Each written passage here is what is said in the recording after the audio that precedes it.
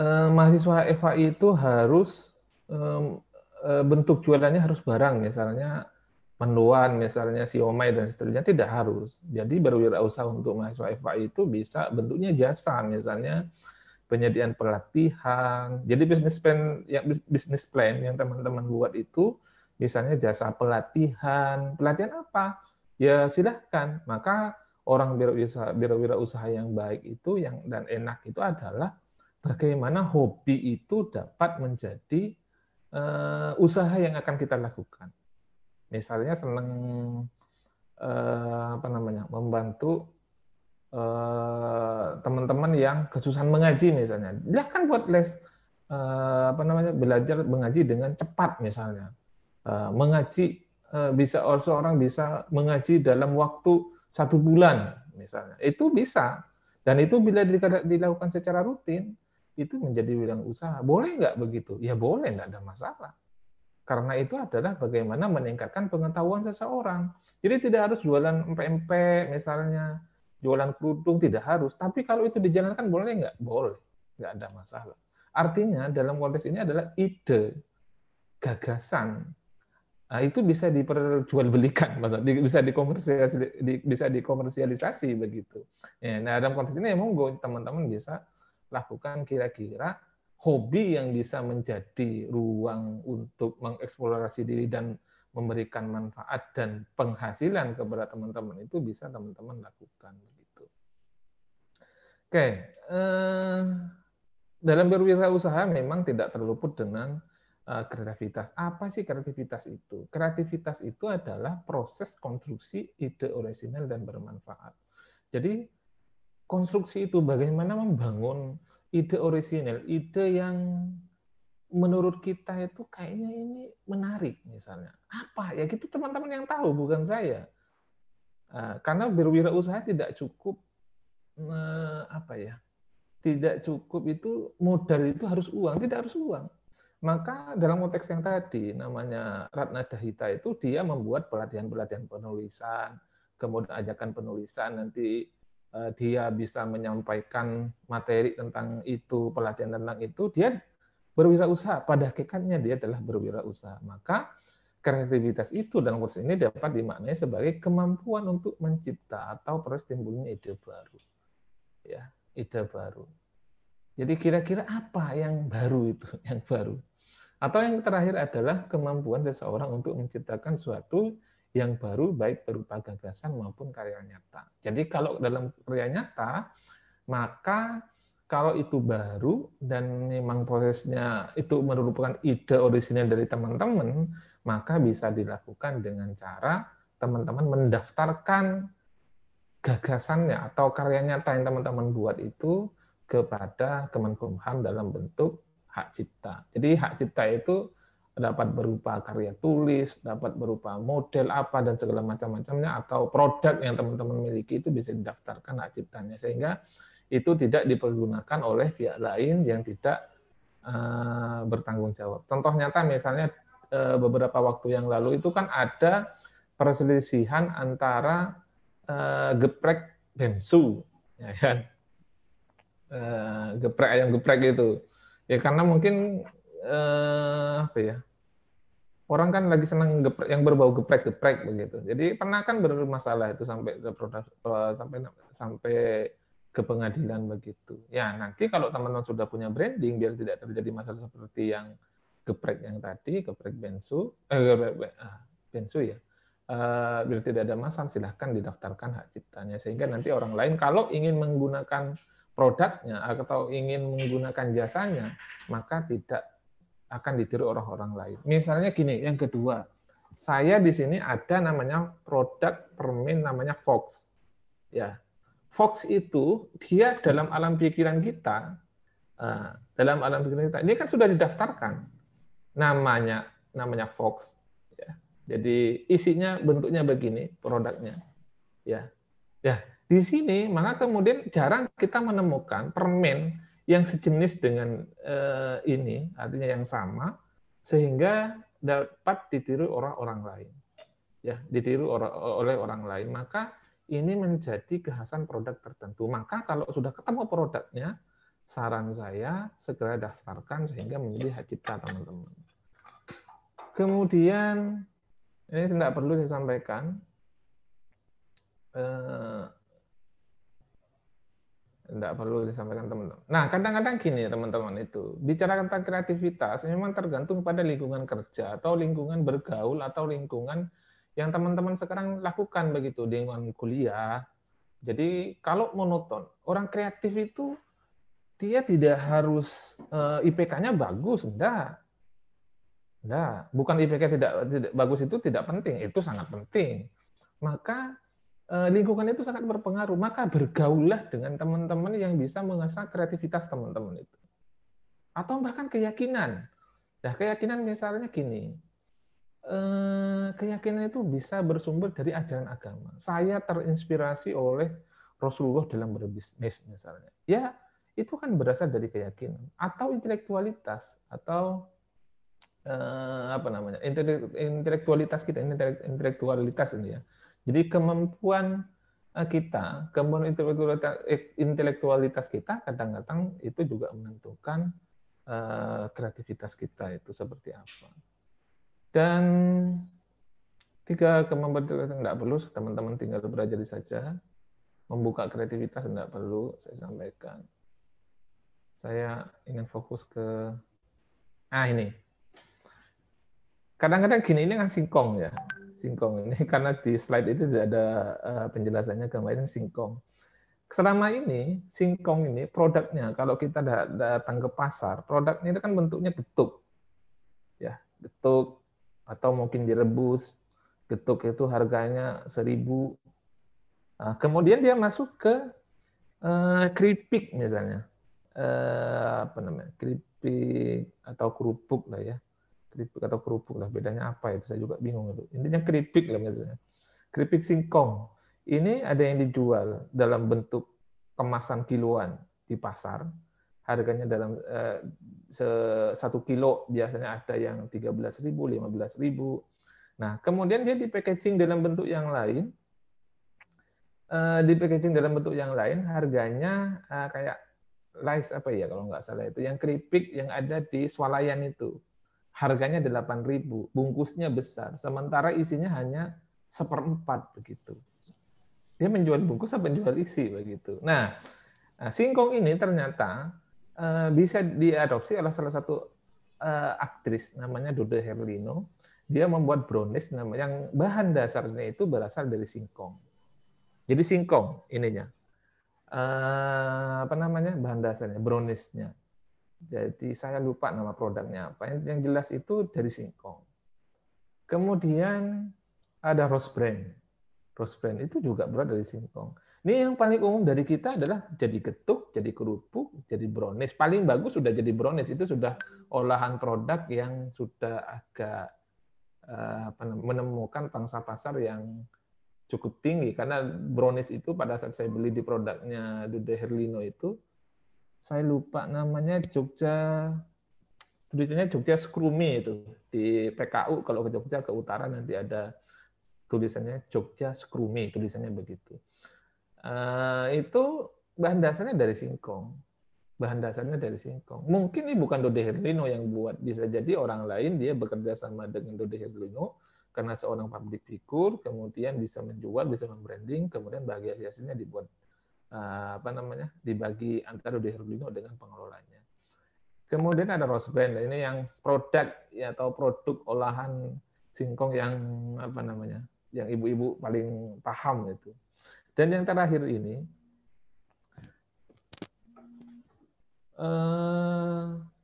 sebentar teman-teman, saya ada telepon siapa ini? Ini yang terakhir, ini menjadi bahan bakar. Jadi biodiesel. Jadi ini sudah jadi bahan bakar. Kita masih berkutat bagaimana ini menjadi getuk, bagaimana ini menjadi kerupuk, bagaimana ini menjadi brownies, bagaimana ini menjadi tepung. Tapi di luar negeri sudah menjadi bahan bakar. Ini singkong. Nah, pertanyaannya, selama ini kan kadang-kadang kan kita tidak bangga menjadi anak petani singkong misalnya. Kalau bapaknya petani, banggalah sebagai petani misalnya. Begitu ya. Artinya tinggal bagaimana singkong ini memiliki nilai lebih yang bisa teman-teman manfaatkan atau bisa teman-teman jual, bisa teman-teman kreasikan sehingga mendatangkan manfaat dan penghasilan bagi teman-teman sekalian.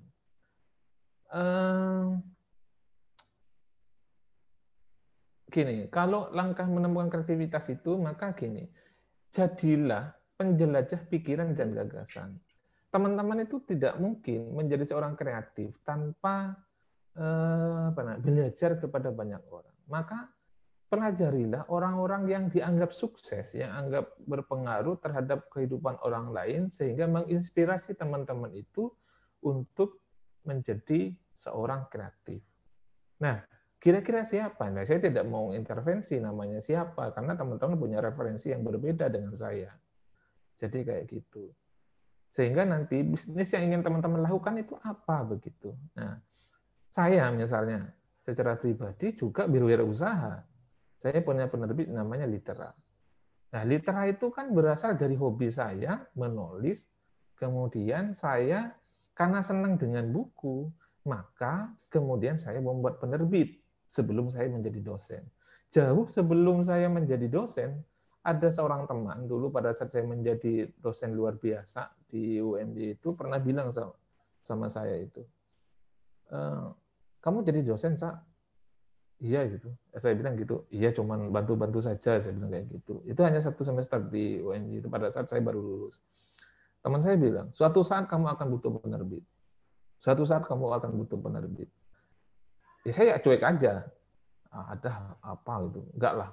Aku enggak akan fokus ke sana. Aku enggak jadi dosen karena kebetulan saja. Itu juga bukan dosen tetap gitu. Maka 4 tahun kemudian saya ternyata memerlukan menjadi seorang penerbit. Kayaknya saya butuh sesuatu untuk menerbitkan buku. Nah, pada saat saya mengirimkan naskah ke salah satu penerbit di Jogja dan naskahnya hilang. Naskahnya itu hilang. Kemudian saya meminta teman saya untuk membaca naskah saya untuk diterbitkan. Dia bilang, naskahmu tuh nggak layak diterbitkan begitu. Saya kan jadi emosi. Udah capek-capek nulis, kemudian dianggap tulisan saya jelek. Ya memang tulisan saya memang tidak bagus, jelek begitu. Tapi tidak perlu disampaikan begitu. Sehingga saya menjadi orang yang gampang menyerah begitu.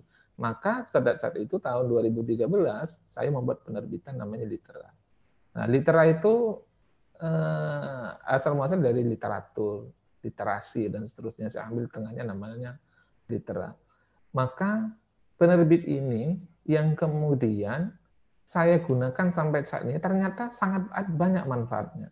Saya tidak, kalau ada penerbit misalnya teman sendiri, saya tidak banyak menggunakan mengambil untung, paling untuk yang teknis siapa yang mengerjakan. Alhamdulillah berkat penerbit yang saya buat itu, sekalipun saya diterima dosen di UMP, saya terima dosen di UMP itu dari tahun 2014. Jadi setahun sebelum saya menjadi dosen, saya sudah buat penerbit. Namun penerbit ini sangat membantu saya dan beberapa teman yang ingin naik pangkat ketika menjadi seorang dosen. Artinya apa? Hobi itu bisa menjadi pekerjaan dalam satu sisi. Yang mengerjakan siapa? Saya tidak punya banyak tim di Litera itu. Saya hanya 4 orang. Ya, 1 orang sudah berhenti karena kebetulan 1 orang itu adalah manajernya itu adik saya, saat ini sudah pulang kampung ke Madura dan menjadi dosen di sana. Karena sibuk juga menjadi advokat, maka kemudian dia tinggalkan, kemudian saya kembali lagi ke Litera. Karena dulu 2016 saya tinggalkan karena saya menjabat di LPIP yang berkaitan dengan penerbitan begitu, sehingga saya biar tidak ada konflik of interest atau konflik kepentingan, maka kemudian saya meng-off-kan diri. Tapi sekarang sudah purna tugas, saya kembali lagi ke Litera. Ya alhamdulillah berkat penerbitan yang saya buat itu, saya bisa menyekolahkan adik saya S2 di UI, alhamdulillah lulus. Kemudian S1 di Madura, alhamdulillah lulus administrasi negara. Maka yang bisa teman-teman lakukan adalah bagaimana hobi itu bisa menjadi pekerjaan atau hal yang memberikan manfaat terhadap orang lain. Ya, alhamdulillah terbitan di Litera itu saya sudah main di atas 2000. Memang ada yang terbitnya 100, kita layani saja untuk membantu teman-teman. Kita seingat saya sudah menteri itu Syahrul Yassin Limpo, kita sudah terbit juga di Litera. Kemudian ada Saleh Daulay, anggota DPR, alhamdulillah 2 kali cetak di kita sampai 2000. Ya alhamdulillah, kalau dihitung secara teknis kan teman-teman tinggal hitung saja. Seandainya saya ngambil untung 1.000 saja dalam satu buku, 1.000 saja dikalikan 2.000 sudah 2 juta. Tapi kan tidak mungkin saya mengambil jumlah keuntungannya kan begitu. Nah ini hobi. Yang mengerjakan saya enggak. Saya ada tim sendiri. Jadi pekerjaan itu adalah bisa teman-teman bagi kepada teman-teman yang lain. Jadi jangan kemudian konsep berbagi itu tidak harus uang. Seseorang itu diberikan pekerjaan itu sudah sangat senang begitu. Siapa yang saya punya karyawan tidak? Saya tidak punya karyawan. Yang saya lakukan adalah membagi pekerjaan saya kepada teman-teman yang lain. Ya, teknis itu adalah ini kan bisa teman-teman bagi. Artinya pengalaman organisasi, pengalaman lingkungan yang teman-teman peroleh pada saat proses pembelajaran di perkuliahan itu bisa bermanfaat. Dan maka kalau berkaitan dengan penjelajah pikiran dan gagasan, ada beberapa penulis yang menjadi referensi saya awal-awal dulu itu, ada namanya Di Lestari atau Dewi Lestari. Kemudian kalau riset itu saya senang sampai sekarang itu Kang Hilman Latif. Jadi itu dosen saya dulu pada saat S1 di UMY. Saya senang cara beliau meriset dan menulis buku dan sangat kreatif bagi saya. Alhamdulillah sudah profesor, artinya menjadi prototipe bagi saya. Ya teman yang dekat yang mengajar saya menulis adalah Fatma Devi yang 2 kali itu pernah diundang ke UMP gitu. Jadi orang yang mengajari saya adalah beliau, menulis itu adalah beliau begitu. Kemudian kembangkan pertanyaan. Jadi gini, pertanyaan itu kan semacam apa namanya antitesis. Seseorang itu kalau sudah mapan, kadang-kadang itu terjebak. Mapan itu belum tentu enak loh, gitu. Belum tentu kita akan berkembang, belum tentu. Bisa jadi kita sudah stagnan, tidak memperoleh ide-ide baru, kreativitas baru, maka mengembangkan pertanyaan itu menjadi penting. Sering bertanya, kira-kira kayaknya bisnisnya begini, kayaknya begini, kayaknya tidak menguntungkan, sudah kita lepas saja dan seterusnya. Kemudian kembangkan cara-cara baru. Ya, cara-cara baru apa? Kalau saya seperti tadi yang konteks saya juga berwirausaha, juga dosen juga berwirausaha begitu, maka yang saya kembangkan adalah saya menerbitkan format baru yang sangat dinikmati atau disukai oleh teman-teman penulis baru. Namanya POD, Print on Demand. Jadi mencetak sesuai keinginan penulis. Anda mau cetak 30 kita layani, mencetak 100 kita layani, dan seterusnya. Ini yang paling ini, karena penjualannya bagaimana? Sampai saat ini kalau saya di Litera itu, saya tidak menjual buku. Jadi tidak menjual buku, hanya menerbitkan buku, kemudian menjualnya melalui distributor. Karena saya memahami, saya tidak punya tim untuk menjual buku dan seterusnya. Kemudian berikutnya itu adalah kembangkan imajinasi. Ya apa imajinasi teman-teman? Imajinasi ini berbeda dengan orang berhayal ya. Jadi imajinasi itu anggap saja kita sedang bermuhasabah begitu. Merenungkan, mencari jalan begitu, mencari petunjuk sehingga nanti teman-teman itu penuh dengan berbagai inspirasi. Kemudian yang terakhir itu adalah isilah dengan sumber inspirasi. Ya saya monggo lah. Bentuk inspirasi itu bisa berasal dari lingkungan kita sendiri, oleh orang lain, atau hal-hal yang sangat menginspirasi teman-teman. Ya kira-kira apa dalam berbisnis? Maka dalam fase pandemi sekarang itu adalah jual beli online itu adalah lebih menguntungkan ketimbang jual beli offline. Nah, apa kemudian harus buat platform baru misalnya? Tidak harus. Teman-teman tinggal memanfaatkan media yang sudah ada saja begitu. Enggak perlu ini. Nah, dimensi kreativitas itu tentu bicara tentang ide, ya. Ide. Jadi kira-kira apa sih? Orang yang ingin sukses di masa depan itu kan bukan orang yang pulang ke rumahnya tidur, kemudian tidak melakukan apa-apa, tidak memberikan apa-apa, ingin sukses di masa yang akan datang tidak mungkin.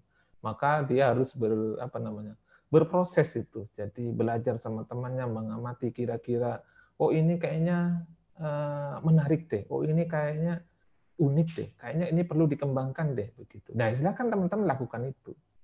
Jangan kemudian ya jelasnya itu kan kata pepatah itu, laut yang tenang tidak akan menciptakan pelaut yang hebat, yang tangguh begitu. Sekalipun di sini ada namanya tangguh ya di kelas ini ya. Kira-kira membeli kreativitas, yakinkan bahwa kreativitas dapat menjadi terobosan kelas itu teman-teman. Jadi kalau teman-teman gini, misalnya menggunakan produk Pepsodent misalnya. Pepsodent itu kan produk awalnya itu adalah yang warnanya merah dan putih. Ya, saya Pepsodent kan warna merah dan putih. Kemudian membuat produk namanya yang berwarna hijau, misalnya yang rasanya mint, kemudian ini yang Pepsodent yang buat apa begitu, sehingga banyak variannya. Maka itu sudah tertimbun kreativitas, tapi desain awal produknya tetap ada, yang merah sama putih itu, dia tidak membuang produk lamanya, karena dia tahu selera konsumen itu apa namanya, berbeda satu sama lain. Kebutuhan konsumen itu berbeda satu sama lain begitu. Kemudian latihlah dengan ini kreativitas itu dengan permainan mental. Ya banyak permainan mental itu. Misalnya bukan adu nyali, misalnya kalian memasukkan kepala kalian ke mulut buaya begitu, ya mati namanya itu. Ya kira-kira misalnya main catur ya. Main catur, kemudian Flying Fox misalnya begitu, itu kan juga bagian mengasah mental. Tapi jangan sampai bunuh diri ya. Ingatlah bahwa kegagalan membawa keberhasilannya sama. Tidak ada orang sukses di dunia ini tiba-tiba ujuk-ujuk sukses, ujuk-ujuk menjadi seorang yang kaya, orang yang tenang, tidak ada. Dia akan mengalami fase di mana dia akan mengalami kegagalan, di mana kemudian dia akan mengalami kesuksesan, kemudian di saat yang sama dia juga akan mengalami kegagalan tertentu begitu. Jadi sudah hukum alamiah begitu. Ada kanan, ada kiri, ada atas, ada bawah, ada kanan, ada atas, ada bawah, ada sakit, ada sehat, ya. Ada bau, ada harum, ya. Semuanya berpasangan begitu. Raihlah keimpian dengan fantasi yang teman-teman miliki, ya. Nah, sekarang gini, maka kalau ingin serius berwirausaha, tekuni itu, tekuni. Karena tidak ada jaminan di masa yang akan datang teman-teman akan menjadi PNS misalnya begitu, sekalipun memang beberapa alumni PAI itu, seingat saya kalau tidak antara 8 atau 10 itu yang tahun ini keterima menjadi pegawai calon CPNS itu, calon pegawai negeri sipil. Ya, tapi ya impian teman-teman harus diraih kira-kira dengan cara yang baik juga begitu. Ini persiapan tidak perlu saya sampaikan. Teman-teman pelajarilah inilah. Alhamdulillah. Mungkin ini karena saya sampaikan tadi maksimal 1 jam untuk perkuliahan kita. Barangkali ada yang ditanyakan tentang seluruh proses rangkaian perkuliahan yang saya lakukan dari awal sampai akhir. Monggo kalau ada yang ditanyakan. Saya Ustaz. Oke, silakan Riki. Bismillahirrahmanirrahim. Assalamualaikum warahmatullahi wabarakatuh. Waalaikumsalam warahmatullahi wabarakatuh. Saya mau nanya yang soal mental, Ustaz. Saya yakin setiap kita semua punya waktu yang sama 24 jam. Nah, yang saya tanyakan tuh bagaimana, cuman yang membedakan kita bisa sukses atau enggak di masa sekarang ini kan cuma mental aja. Kalau kita mentalnya kuat, dalam keadaan apapun, kita bisa ngatasin itu dengan mudah. Nah, yang saya tanyain, gimana sih buat numbuhin mental sukses itu, Ustaz? Kadang kan kita nggak sadar kalau kita nih kayak mentalnya itu mental pegawai gitu loh. Gitu.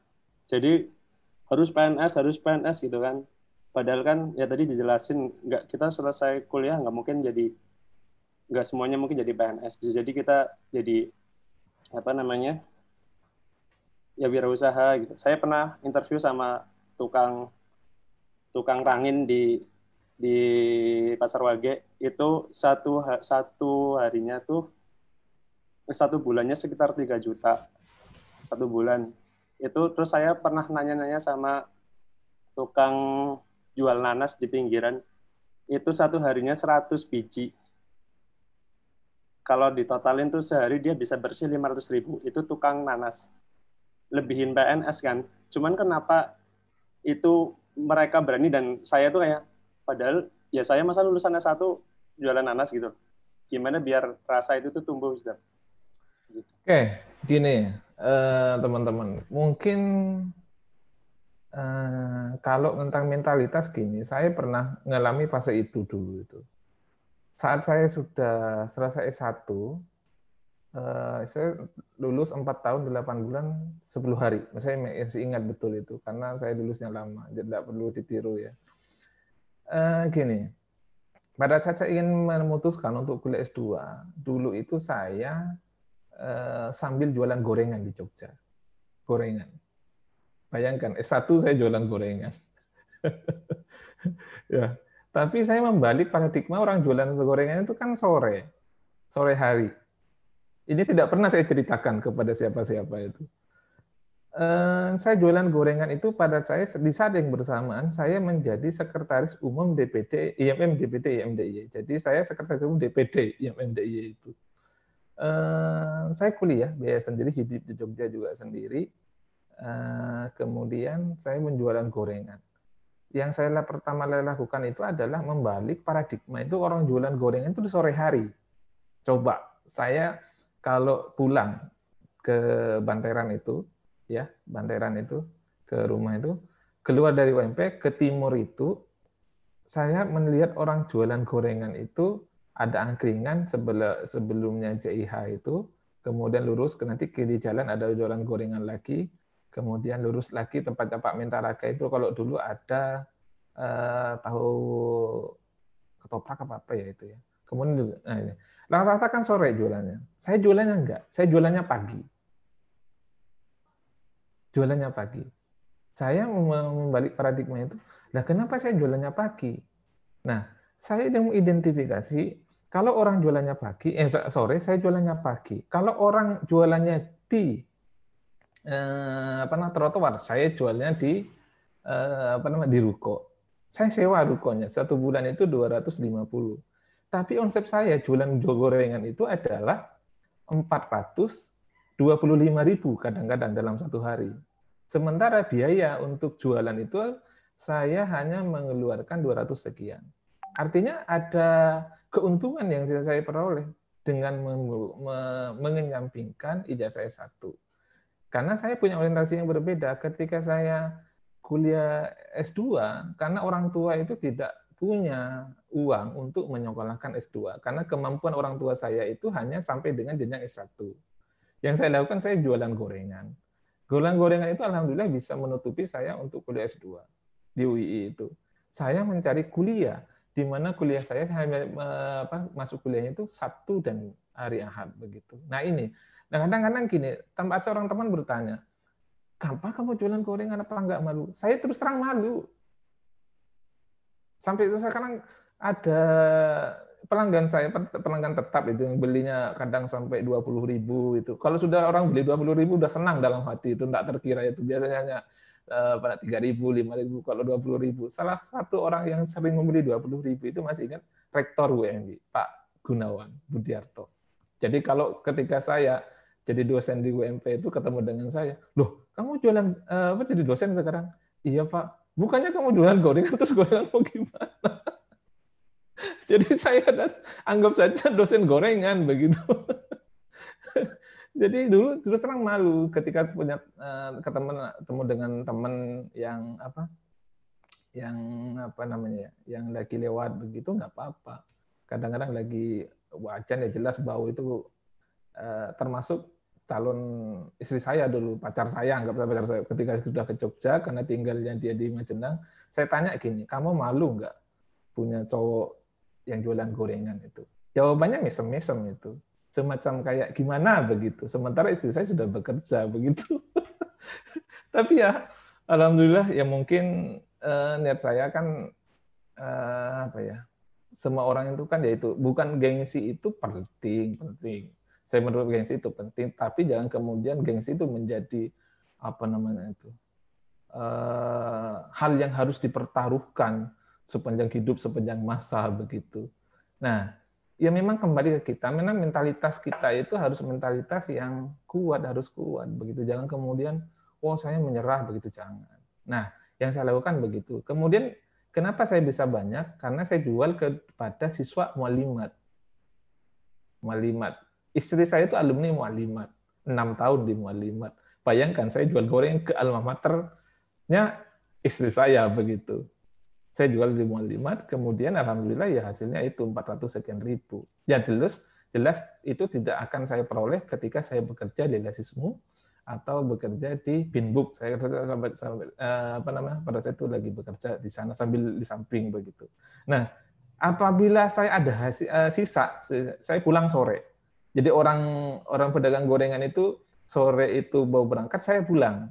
Jadi pada saat saya sudah pulang, sisanya itu kan ada sisanya. Saya bawa untuk rapat DPD, kadang kumpul instruktur begitu. Saya bawa gorengannya itu. Saya teman-teman sering bertanya, kamu kok setiap kali rapat itu bawa gorengan begitu? Udah dimakan saja, enggak perlu bertanya begitu. Artinya apa? Ada value added, ada apa? Nilai itu loh, nilai tambah yang kita peroleh. Jadi selain kita mendapatkan uang, satu sisi kita memberikan kepada teman yang apa namanya, yang teman-teman kita butuhkan begitu. Kalau rapat kan pasti ngemil, pasti makan. Jadi ini yang bisa teman-teman lakukan begitu. Jangan malu, oh saya jualan goreng. Nah, tapi pada saat itu saya memang tidak pernah bercita-cita menjadi dosen. Saya cita-cita jadi dosen pada saat saya tahun 2011 itu. Sudah lulus, saya baru bercita-cita jadi dosen. Maka kalau ditanya saya bercita-cita jadi dosen kapan, saya tidak pernah bercita-cita jadi dosen. Tapi alhamdulillah sekarang kan kita tidak tahu takdir itu kapan begitu akan hadir. Ya alhamdulillah saya jadi dosen dan pangkat saya tetap saya kerjakan begitu. Nah, ini yang harus teman-teman lakukan. Artinya mentalitas itu harus lakukan. Yang ini saya lakukan ini dari mana? Tidak sederhana itu. Dulu orang tua saya adalah pedagang. Dulu itu pada saat bapak saya jualan bawang di pasar itu, saya dikasih satu tempat sama bapak saya untuk jualan bawang. Teman-teman saya liburan, saya jualan di pasar. Hari Ahad teman-teman itu nonton Goku ya, nonton Goku, kemudian apa namanya Satria Baja Hitam, saya jualan di pasar. SD masih ingat saya itu SD. Maka kemudian pada saat saya jualan di pasar dikasih lapak sama bapak saya, kamu harus jualan di sini. Masalah laku tidak ada masalah. Yang penting kamu harus jualan di sini. Kata bapak saya begitu. Saya jualan itu. Maka ketika saya nonton Upin Ipin, si Mael itu jualan itu apa namanya? Dua ringgit begitu. Saya ingat diri saya sendiri itu. Jadi saya ingat diri saya sendiri. Ya kalau sekarang gimana? Saya nggak pernah merasa apa namanya. Ya kadang-kadang gengsi itu penting, tapi itu tidak perlu kita pertahankan mati-matian sehingga kita tidak mendapatkan apa-apa dari itu. Ya, jangan merasa malu. Oh, saya jualan nanas. Jangan pernah merasa malu. Nyatanya bisa jadi kalau bicara tentang uang, nah itu tadi tidak berbisnis tidak dulu tentang uang, untung dan seterusnya begitu. Ya ini kembali lagi ke teman-teman. Kalau sudah punya cita-cita yang jadi apa, lakukan itu secara serius. Jangan kemudian menafikan yang lain begitu. Ya ini saya mengatakan mengajar KWU karena saya juga berwirausaha begitu. Nanti saya dibilang apa namanya ya, hanya teori. Enggak teori. Ya alhamdulillah itu yang kemarin yang anggota dewan itu satu terbitan buku itu saya transfer ke teman itu yang proses di Jogja itu 38 juta. Itu satu naskah. Tidak mungkin. Makanya saya bilang kalau keuntungan saya kecil, tidak mungkin adik saya itu lulus S2 di Fakultas apa namanya S2 Hukum di UI. Teman-teman sudah tahu, itu masih ingat saya kalau tidak salah satu paket 30 juta dulu. Kemudian saya bisa menyekolahkan adik saya S1 sampai selesai begitu. Ya memang saya tidak punya kendaraan apa-apa, cuma punya motor. Tapi adik saya kuliah. Gitu. Pilih mana? Ya ada lagi kembali lagi ke gengsi. Kalau Ricky ya boleh silahkan berbisnis apa. Saran saya yang berbeda. Syukur-syukur hobilah itu jadikan bisnis. Hobinya apa? Saya fotografer, ya silahkan. Apa kira-kira yang bisa teman-teman lakukan dengan itu apa? Ya itu lagi, berwirausaha itu tidak harus barang, jasa juga bisa menjadi ladang berwirausaha begitu. Mungkin yang lain satu kali pertanyaan. Gimana, masih ada? Atau sudah cukup? Karena lebih 1 jam ini ya. Nanti malah repot ya. Oke, cukup ya, karena sudah lebih dari 1 jam. Tadi saya sampaikan ke teman-teman sekalian, mohon nanti untuk bisa membuat plan bisnis plan-nya secara baik dan benar sesuai dengan keinginan teman-teman. Jangan karena mengikuti mata kuliah ini membuat bisnis plan hanya karena ingin menyelesaikan tugas begitu. Jadi pada akhirnya ketika sudah lulus dia tidak menyalurkan output apa-apa begitu.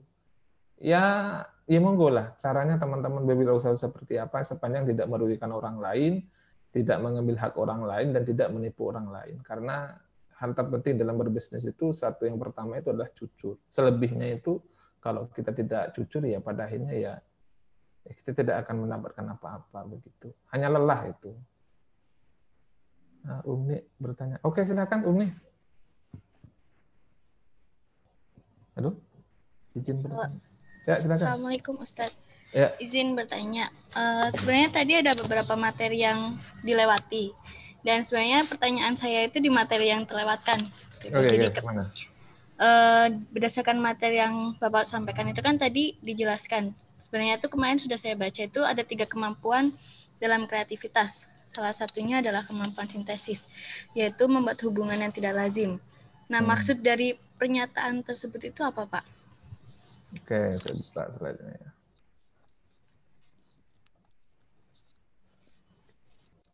Mana? Nah, ini ya. Nah, iya, bagian itu. Oke, ini kalau kreativitas itu secara umum memang jadi gini. Ada tesis, ya kan? Ada antitesis, ada sintesis.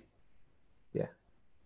Tidak mungkin sintesis itu hadir tanpa adanya antitesis. Maka antitesis itu adalah membuat hubungan yang tidak lazim. Jadi misalnya gini, teman-teman itu misalnya melihat tadi yang singkong tadi ya, singkong. Singkong itu kan kalau dijual di pasar itu harganya 3.000 1 kilo. Ya kan? Nah, secara umum itu dilakukan oleh banyak orang, termasuk kita sebagai orang awam itu menjualnya ke pasar, setelah panen dijual ke pasar begitu. Tidak ada nilai lebihnya. Maka kalau orang mengerjakan tadi singkong dijual ke pasar, kita buat varian yang berbeda. Hubungan yang tidak lazim itu tadi, misalnya dijual ke pasar atau kemudian misalnya dijadikan brownies, dijadikan tepung. Nah, yang tidak lazim itu seperti misalnya jadi biogas begitu tadi. Jadi bahan bakar berbasis singkong itu bisa digunakan karena selama ini singkong itu kan semacam makanan yang mohon maaf itu makanannya orang tidak punya kan begitu. Sementara dalam sisi juga itu tinggi itu nilai ekonomisnya juga tinggi. Tinggal bagaimana kita memodifikasi tadi produknya itu menjadi produk baru yang seperti apa. Ini yang kadang-kadang kita lewatkan. Maka hubungan tidak lazim itu penting untuk dilakukan. Jadi kalau teman-teman itu, kalau kata Gus Dur itu, kalau kalian misalnya teman-teman ke barat, ya ada yang ke timur lah. Sehingga nanti kan itu kan tidak lazim teman-temannya ke barat. Sukses studi itu IPK-nya tinggi dengan belajar terus-terus. Ya bagus, IPK-nya tinggi, tapi kemampuan interpersonal itu, jadi kemampuan membangun relasi, berorganisasi, membangun kegiatan yang berbeda itu juga penting. Artinya mahasiswa kupu-kupu itu tidak harus seperti itu. Apa kemudian tidak penting? Itu sangat penting, kayak gitu. Ya, maka kemampuan dalam 3 kemampuan kreativitas itu ada kemampuan sintesis, kemampuan analitis, kemudian kemampuan praktis. Kita membuat hubungan yang berbeda mungkin bisa, tapi analitisnya seperti apa? Jangan-jangan ini ngaco sehingga nanti merugikan orang lain. Jangan.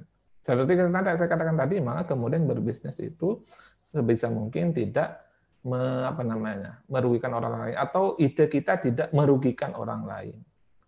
Ya, maka kemudian kemampuan sintesis juga diimbangi dengan kemampuan analitis, sehingga nanti kemampuan praktisnya juga dibutuhkan begitu. Maka ide itu harus diwujudkan dalam bentuk apa begitu. Saya senang menulis. Ya, saya lihat beberapa teman di PAI itu kan ada yang menulis begitu. Ya bagus itu. Saya senang. Makanya kalau ketemu dengan saya, kita bagi join aja yuk. Tulisan saya tidak bagus nggak? Nggak bagus. Karena saya juga belajar. Sampai sekarang saya bukan mengatakan saya orang penulis, tidak begitu. Enggak. Saya hanya belajar menulis saja begitu. Ya, jadi itu Umi. Jadi nanti tolong kemampuan sintesis itu ya itu bukan kemampuan akhir begitu. Jadi kan ada istilah itu, ada tesis, ada antitesis, ada sintesis atau sintesa. Jadi kembalikan agar menjadi tesis, maka kemudian harus menjadi sesuatu yang baru itu. Jadi membuat hubungan yang tidak lazim itu. Jadi itu akan semacam menjadi lingkaran yang saling terikat satu sama lain. Oke, begitu ya bisa saya jawab. Mohon nanti untuk proses perkuliahan tetap dilanjutkan setelah mid semester, dan tolong ujiannya besok tetap menggunakan ujian online kalau tidak salah, itu tetap menggunakan online, dan tolong lagi dibaca lagi bisnis plan-nya seperti apa, tidak harus bentuk barang, boleh bentuk jasa, sehingga itu menjadi berwirausaha sesuai dengan ruh atau jiwanya teman-teman begitu. Oke? Karena sudah ada, mungkin itu saja. Gimana? Assalamualaikum, Pak. Saya mau bertanya. Sudah tentu bertanya. Gimana? Boleh nggak? Boleh atau tidak, Pak? Ya, misalkan. Nggih. Saya mau bertanya terkait tadi kan bicara tentang kewirausahaan ya, tidak terlepas dengan periklanan gitu, Pak. Advertising. Jadi bagaimana kawan-kawan mengiklankan sebuah produk gitu. Jadi platformnya juga banyak. Kalau di contoh dari Bapak Mahrus di sini, kalau di Litera itu cari penulis itu, cari yang mau menerbitkan buku itu gimana gitu, Pak? Rasa dapur ini. Ini Ya.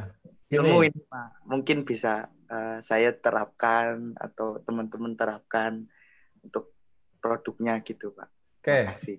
Karena saya lebih ke jadi gini, kalau buku itu dia banyak rangkaiannya. Ada penulis, ada penerbit, ada penulis, ada penerbit, ada percetakan, ada distributor, ada toko buku. Jadi gerbongnya panjang itu. Saya hanya ambil satu gerbong namanya penerbit. Saya tidak masuk ke percetakan, karena percetakan itu berbeda dengan penerbit. Atau penulis nggak berbeda. Jadi saya hanya membantu untuk menerbitkan. Yang saya lakukan pertama kali itu gini, rata-rata orang yang menerbitkan di saya itu, yang jumlahnya banyak itu adalah teman saya pada saat masih kuliah. Jadi teman-teman saya di IMM, misalnya jadi dosen di Unhas itu, namanya Fajrul Rahman Jurdi, jadi dimasukkan ke saya terbitannya. Atau mungkin yang teman yang dulu pada saat ini menjadi staf ahlinya Saleh Daulay, staf ahlinya. Jadi mengkontak saya, Mas, saya butuh penerbit begini, begitu. Oh iya sudah gitu, saya layani begitu. Saya speknya seperti ini. Yang pertama itu, yang saya lakukan itu kalau berkaitan dengan periklanan, karena saya terus terang itu saya men-take down ya. Dulu websitenya Litera. Jadi Litera tidak ada punya website sekarang. Kalau dulu kan litera.co, karena tidak ada yang mengelola, saya hapuskan, kemudian digunakan oleh orang lain. Cara yang dilakukan kalau teman-teman bisa lakukan sekarang itu maksimalkan media sosial yang sudah ada. Ya, Facebook, Instagram, Line, kemudian TikTok, ternyata sekarang yang banyak peminatnya. Dan yang kedua, buat spesifikasi di mana. Yang saya lakukan karena di Litera itu akan lebih fokus ke buku aja atau buku referensi, maka saya membidik tulisan-tulisannya dosen. Jadi kayak gitu. Jadi dosen boleh nggak diprioritaskan dosen? Maka yang diterbit di Litera untuk buku-buku yang didanai oleh di Litera untuk diterbitkan, dan dicetak dengan skala yang banyak, maka itu menggunakan hanya buku referensi atau buku ajar. Dan itu pun seleksi berdasarkan dewan editor. Dan yang kedua, untuk yang print on demand, silahkan cetak dari 30 sampai dengan tidak terbatas 5.000 ya kita juga layani. Maka yang dilakukan itu adalah membagi itu. Jadi biayanya tetap dari penulis, sehingga penulis bisa menjualkan di di medsos yang paling mudah teman-teman miliki. Maka caranya itu kalau ada produk gini, ada teknik namanya copywriting itu. Copywriting apa? Copywriting kalau tidak salah itu. Dari pengembangan dari teknik storytelling. Jadi menceritakan sesuatu berkaitan dengan produk sehingga kira-kira produknya apa. Biasanya yang produk seperti ini saya amati di Instagram itu misalnya agenda begitu. Ada yang sering marah-marah, ada gini. Ujungnya apa? Dia jualan sesuatu. Atau Maili misalnya, bla bla bla bla bla, kemudian bertengkar, ujung-ujungnya apa? Dia menjualkan produk tertentu. Nah, berarti ada hal yang paling kita jual. Bisa produk yang kita buat sendiri atau produk orang lain melalui jasa yang kita buat. Nah, maka dari sekarang kalau ada usaha, kalau punya usaha tertentu yang ingin teman-teman bangun itu perkuat dulu brandingnya, karena branding itu menjadi harga mati ketika teman-teman ingin membuat produk tertentu. Nah, ini saya tidak mengharuskan teman-teman itu seperti apa tekniknya, karena saya lihat teman-teman udah pintar itu menggunakan media sosial itu, bagaimana mengambil gambar ini cocoknya seperti ini, seperti apa, dan seterusnya begitu. Dan ini kayaknya sudah Ricky menampilkan tentang copywriting itu. Nah, ini bisa teman-teman baca, sudah ada linknya itu. Nah, ini bisa teman-teman gunakan untuk belajar tentang copywriting atau storytelling. Jadi menceritakan sesuatu, karena orang kan sekarang tidak suka panjang-panjang, suka yang pendek-pendek, tapi mengena apa yang ingin dituju begitu. Ya, gitu. Irfan ya. Jadi nanti di monggo ini nanti produknya apa, kemudian teman-teman ya misalnya jasa foto wisuda, make up wisuda kan sudah banyak itu biasanya teman-teman manfaatkan secara baik begitu. Ya, mungkin itu saja dari saya ya untuk perkuliahan hari ini, dan mudah-mudahan ada manfaatnya. Ini sudah 1 jam nih, pas 1 jam. Seperti yang saya sampaikan, saya tidak melebihkan dari 1 jam sehingga nanti perkuliahan ini tidak memakan banyak kuota begitu. Kasihan kalian begitu, karena ini yang dari Kemenak juga belum turun ya bantuan untuk kuota internetnya. Begitu teman-teman sekalian, karena ini sudah zuhur, sekali lagi saya sampaikan, jaga diri baik-baik, jaga kesehatan, jaga protokol kesehatan, sama-sama saling berdoa sehingga pandemi COVID-19 ini segera berakhir dan kita bisa kuliah luring di FAI. Alhamdulillah sudah ada gazebo-nya ini, cuman ya nanti bisa nongkrong-nongkrong begitu. Begitu dari saya, kurang lebihnya mohon maaf. Assalamualaikum warahmatullahi wabarakatuh. Waalaikumsalam Assalamualaikum warahmatullahi wabarakatuh.